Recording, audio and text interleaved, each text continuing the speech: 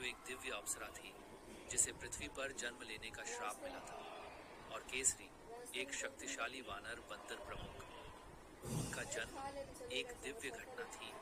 भगवान शिव ने भगवान की सहायता के लिए हनुमान के रूप में अवतार लिया। विष्णु अपने अवतार राम के रूप में। ऐसा माना जाता है कि वायुदेव पवन देव ने उनके जन्म में महत्वपूर्ण भूमिका निभाई थी, इसलिए हनुमान को पवन पुत्र, पवन का पुत्र भी कहा जाता है।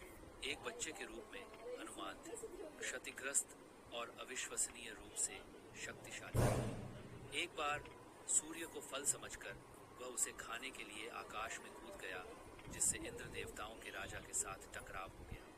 इंद्र ने हनुमान पर अपने वज्र से प्रहार किया, बोल्ट, जिसने उसे घायल कर दिया। वायु क्रोधित होकर दुनिया से हवा वापस ले ली। उसे शांत करने के लिए देवताओं ने हनुमान को अपार शक्ति, गति, ज्ञान और नुकसान से प्रतिरक्षा के वरदान से आशीर्वाद दिया। पर्पस, हनुमान और भगवान राम। हनुमान की सबसे बड़ी महिमा रामायण में उनकी भूमिका से आती है।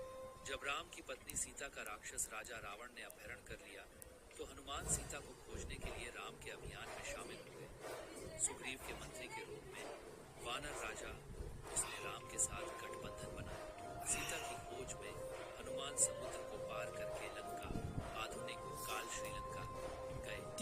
रावण की अशोक वाटिका में सीता को पाया और ऐसा ना एलजी के प्रोडक्ट पे मिले। आशा के प्रतीक के रूप में अपनी शक्ति और भक्ति को साबित करने के लिए उन्होंने लंका को अपनी पूंछ से जला दिया। आग लगाने के बाद जब रावण ने उसे अपमानित करने की कोशिश की, भक्ति और वीरता, हनुमान की निस्वार्थ सेवा राम और रावण के बीच की लड़ाई में उनकी असली महानता दिखाई दी।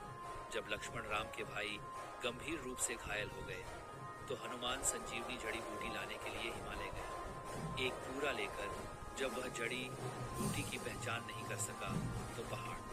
उनकी शक्ति और वीरता ने रावण पर राम की विजय में महत्वपूर्ण भूमिका